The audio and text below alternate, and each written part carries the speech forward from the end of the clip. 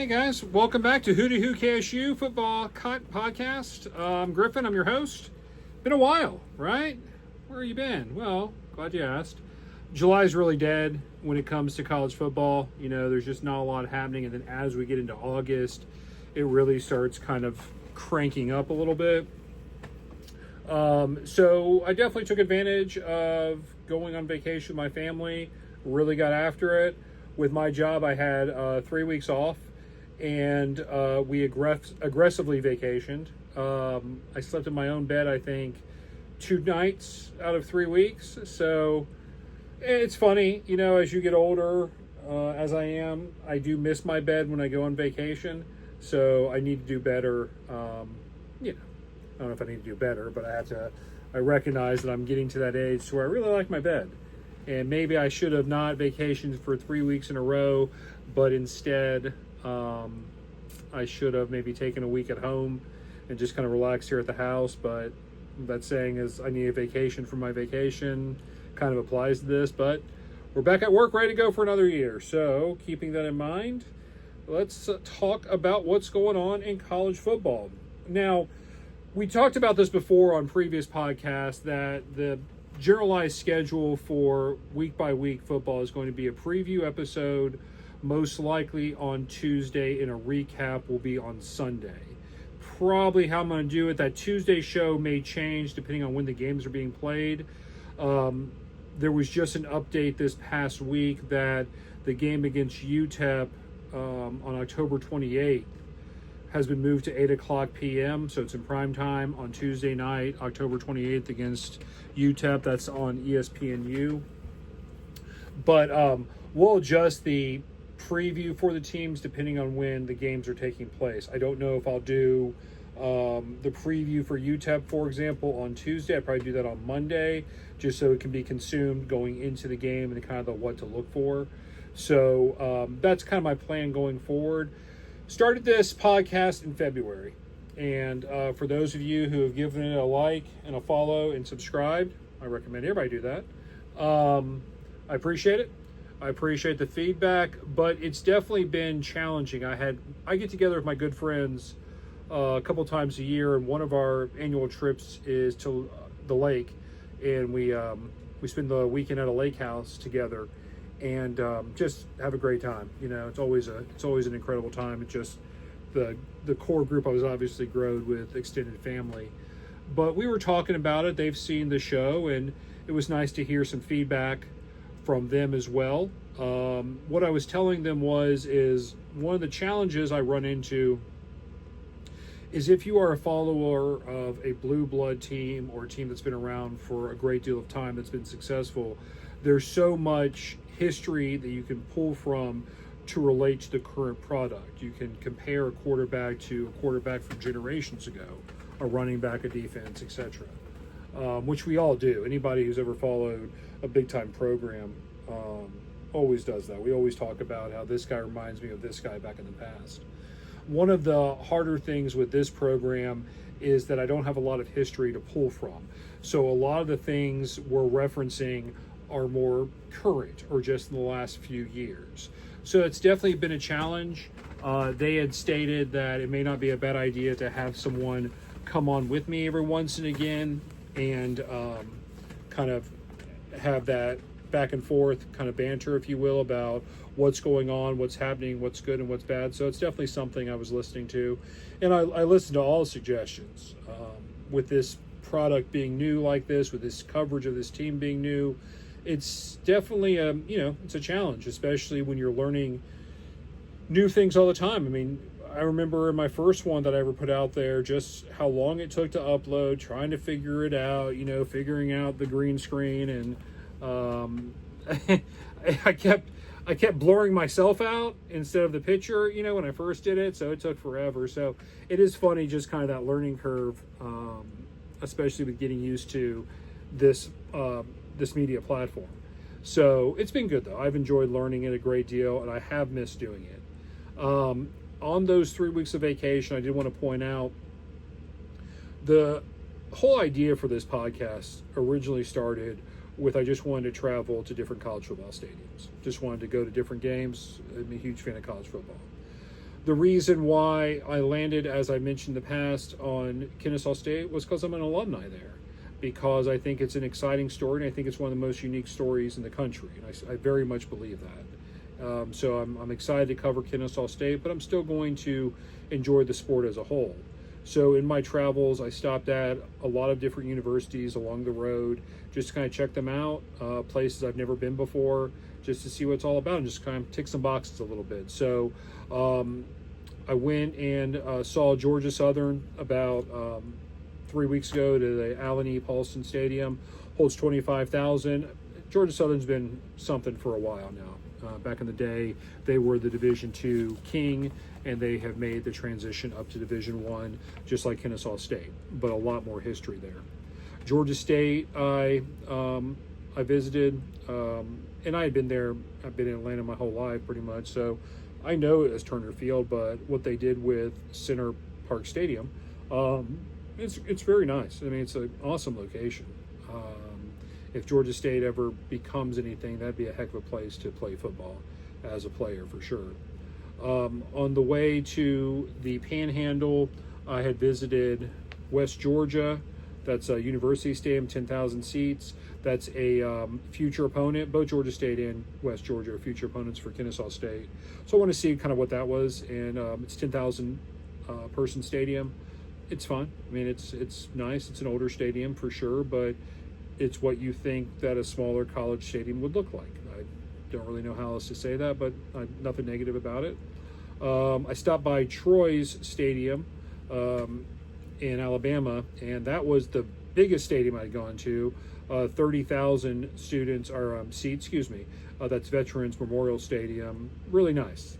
Troy, I mean, it's Alabama, so football's the way of life in Alabama for sure, but definitely, you can definitely see there's a lot of people following that program, supportive of that program.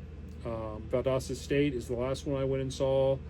I'm going to mispronounce this, but I think it's the Bismarck Hyder Stadium, 11,000 seat capacity. So again, very similar to Kennesaw State Stadium. I like Kennesaw State Stadium a great deal. I was talking to my friends at the lake, and I was telling them how Kennesaw State Stadium reminds me in a sense of Georgia Tech Stadium, as you have to go down into the stadium from a upper level, so you from the top and you go down into the stadium. A lot of stadiums you just climb up. So very cool. No, it was great. Like I said, I love the sport.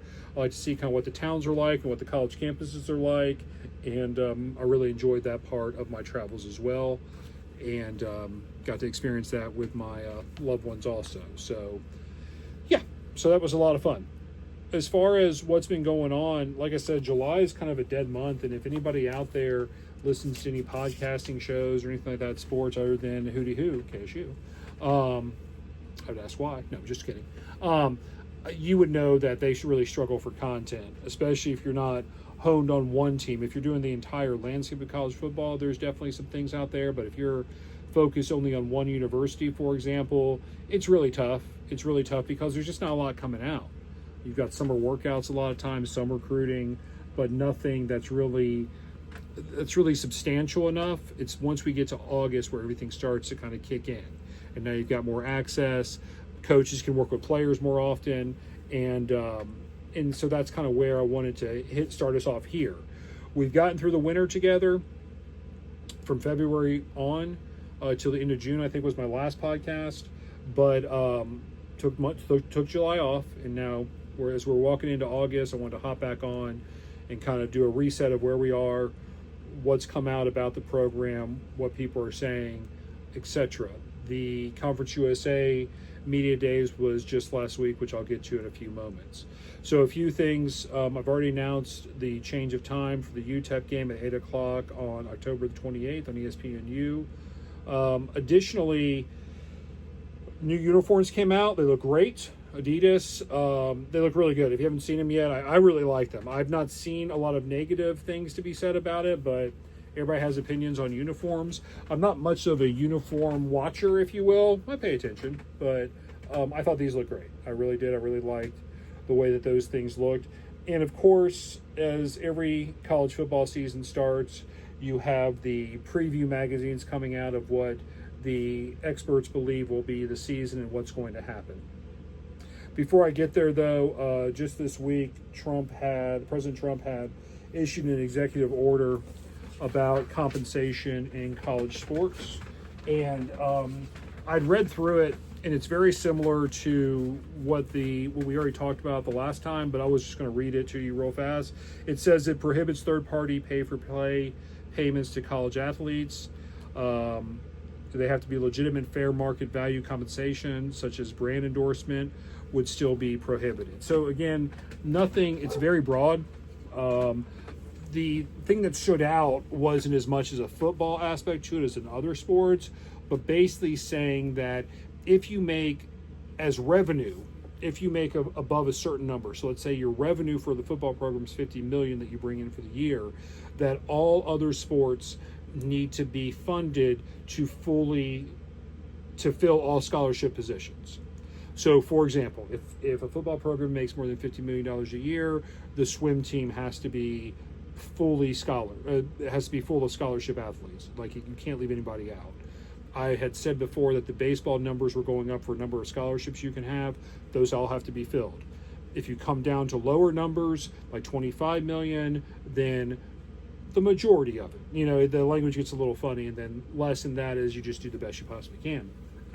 But so that's really kind of what he said. So all of this comes back to even what the House bill was, just trying to control this free agency that's out there and just the movement of players from place to place to place.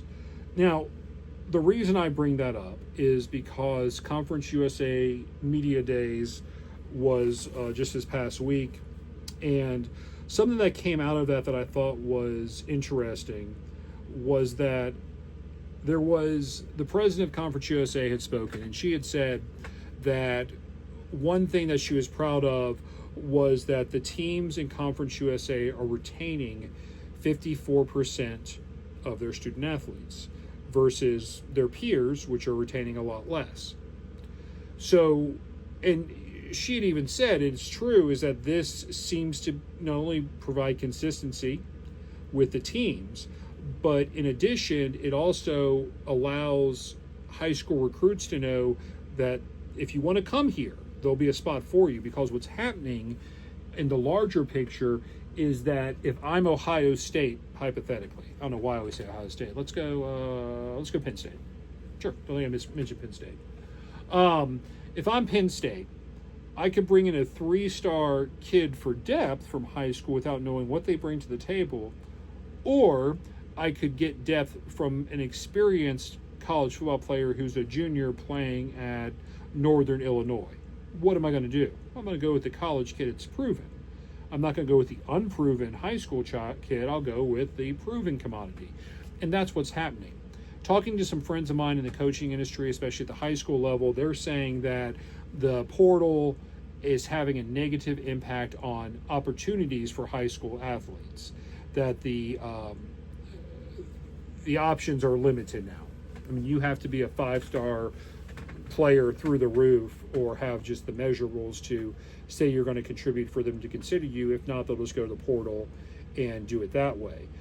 All this to say is that Conference USA and these kind of teams are benefiting from that because they're able to retain more players. They're able to still use the portal, still recruit, but recruiting is high school based, which then creates depth, understanding of different concepts. So to have 54% of the athletes to remain in Conference USA is something I think to brag about, but also it would be interesting in time to kind of see how many high school athletes go to Conference USA or smaller conferences, hone their skills, and then move up to a different league, because that's what will happen. If you become a star in Conference USA, you'll probably go for a bigger payday elsewhere, maybe. Even though there is loyalty that does exist in this world, but I don't blame kids for trying to get as much money as they can, especially in a sport like football where you're putting your body on the line every single play that you play. So that came out. There was, when I say this, there is no support for what I'm going to say. It's the predictions of what they believe will happen for this season.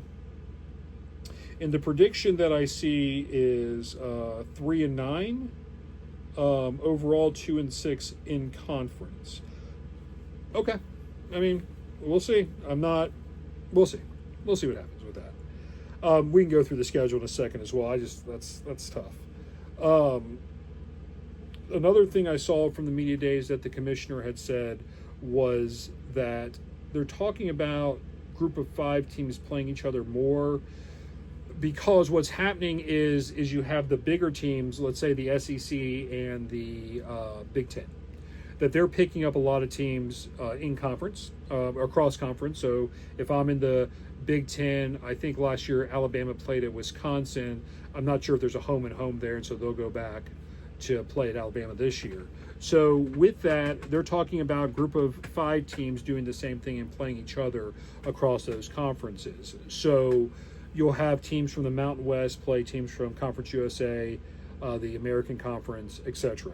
So that's something they were talking about, which I think is, again, it's a good idea. I think it exposes the brand, and anything you can do to expose your teams is a benefit. From an all-conference team, those that were mentioned on the first team were linebacker Denoris Johnson, Jericho Jr., Washington Jr., who's a defensive back, and Tyler Halem, who is also a defensive back. It's funny, Jericho Washington Jr., I have seen that name pop up a lot, and that's something to pay attention to. I mean, I like that. I just, that kid is obviously very, very good. Additionally, quarterback Dexter Williams III, Nikola Milovic. And now, I'm going to stop right there. I read an article about him the other day. He is from Serbia. Started playing football at the age of 16. He saw a Facebook group of playing flag football. And he's like, well, this looks like a lot of fun. And sure enough, started playing football at 16, got an offer to play at Kennesaw State, took that, and he is an offensive lineman that was given honorable mention during Conference USA. But a cool story that can be found on KSUOwls.com if you want to read up on that story. It's nice. Like I said, it's a nice story.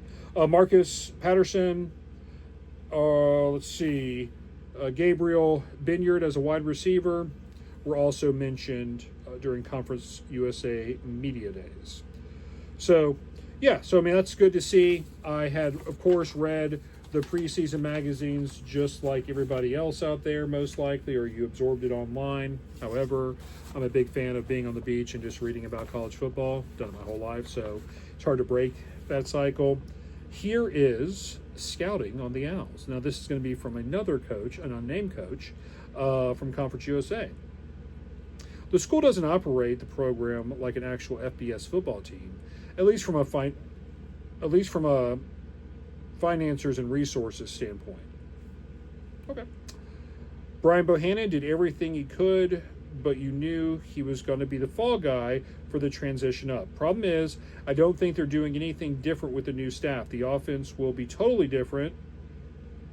Not doing anything different with the new staff. The offense will be totally different. Okay. Interesting point. Easier to recruit to, but they don't have the roster to run it right now. They need to work the portal really hard to make that work. Jerry Mack is a big players coach, and he's been at every level. But the school and the donors and NIL have to kick in and really get behind them. I think there's a mindset at KSU that just because they're close to Atlanta, they'll land great players, but that's not how it works. From an opposing Conference USA assistant coach. Jacksonville State or Liberty? Anybody? Okay. So, tough to say, right? Is it being supported financially? No. It's not being supported financially as a lot of other teams that are the only show in town. It's true. The thing to always remember about Kennesaw State is it's a very young program. Not only football, but the college itself has not been around that long. I think that it became a university status as I attended, and that's in the late 90s. So it went from a college to a university. So it's done some things in 30 years, but it's only been 30 years. When you look at teams in the SEC, Big Ten, they've been around for hundreds of years. That's not an exaggeration. So So yeah, I mean, is it being supported with NIL? No, not yet. But again, to be fair, and this is a shot at this individual, this can be a shot at Kennesaw State.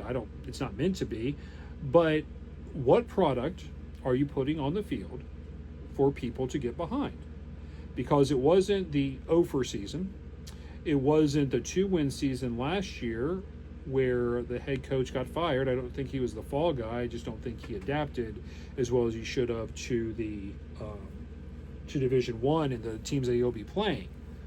Do I hate the way that happened and the way that he was let go? Of course I do. I mean, who wouldn't? It's the first person to ever take over a program. But it is what it is. In 2 years, he'd won 2 games. I don't know many programs, high school, college, pro for sure, that you would allow a coach to stay on if they had won 2 games out of 24 games at this level. It would tell me that this person just is not ready for this level. And you can blame the university, you can blame boosters, you can blame NIL all you want, but at the same time, you have to blame someone, maybe the coach, who wasn't prepared for what was coming. And as I had said before, I always thought they should have stayed with the option and just ran the option, and they decided to go away from that, which I believe has shown to be a mistake. So I'm excited about this season. I think that the prediction for a 3-9 or 2-6 season in conference is a tough one because no one knows. No one has any idea what's going to happen. No one knows how any of these players are coming together. So people will put articles out like that for clicks, to get you to click on their article and stuff like that. But who has any clue what to expect? Who is the person you're not talking about? Who's the star player that hasn't shown themselves yet? Because that person can make or break a team as well. The quarterback, with the quarterback coming up from Georgia Southern, who's had some exposure to those things, Dexter Williams, I think that, as I said in Springs, he looks good. I think that the dual threat is exactly what this team needs. I think you spread them out, you run them fast, and you wear teams out. And if that works, you will wear a team out. I have done some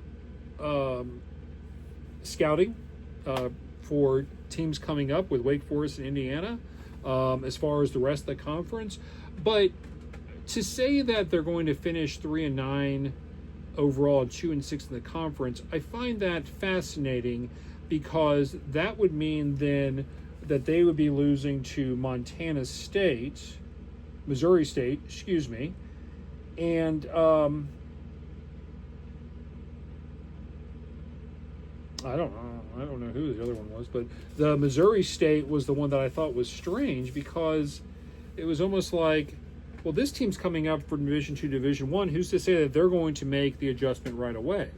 It's difficult, you know. Also, depending on when you get these teams, what's their depth like, things like that. So, again, we will see. I'm going to hold firm, as I have since February of last year. The goal is 6-6, and I have said 6-6. I can find it in the schedule. 6-6 is what I'm going with.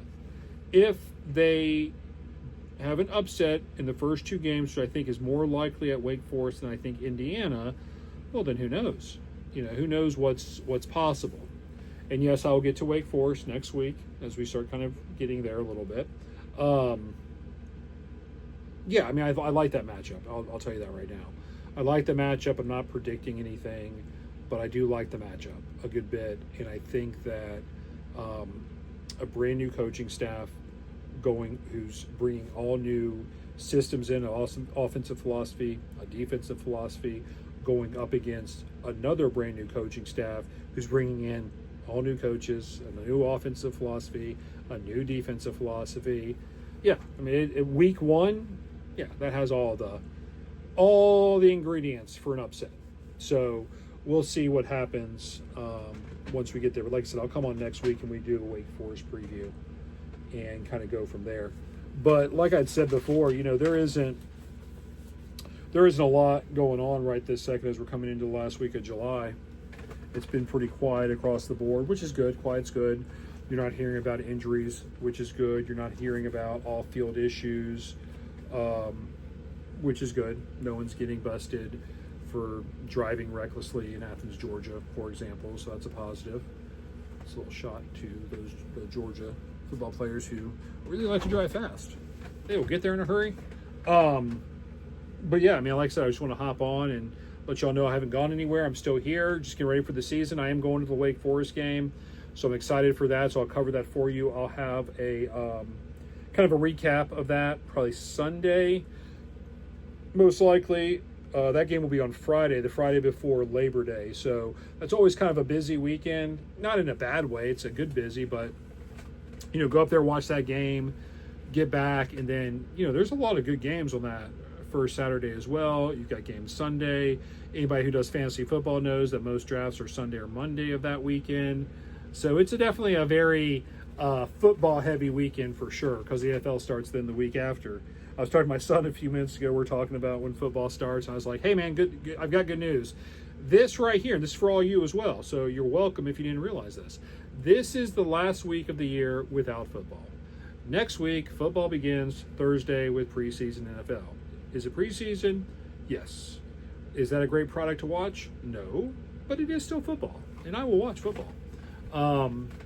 Yeah, I'm excited. I'm excited for everything. I'm excited to go to these games, to cover the team for you. And I'm really excited about the program as a whole. This is it started more of a hobby,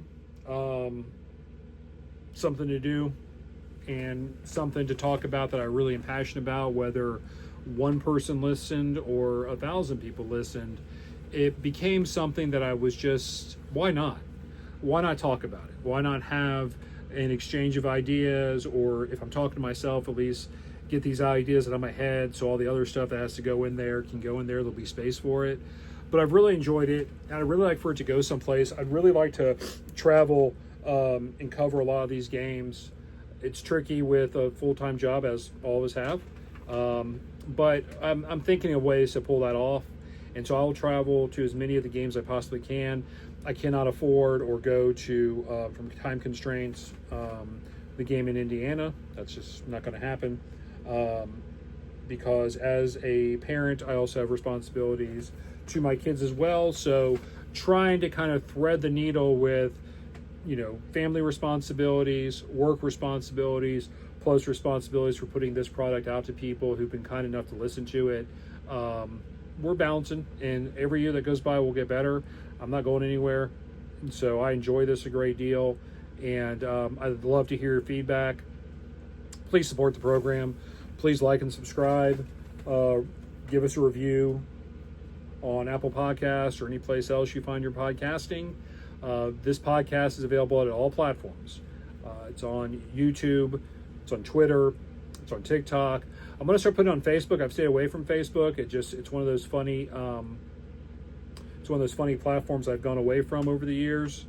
I had no reason. I have nothing against it. There's nothing politically motivated by it or anything like that. It's just one I haven't really been on that much, but I do recognize that it's an easy way to get my message out to people and maybe have some new fans. So that'd be exciting. Last thing is, a week ago Saturday, I had my 30th high school reunion. This past week, Ozzy Osbourne, Hulk Hogan, and Theodore Huxtable passed away. And yes, I know that's not his name.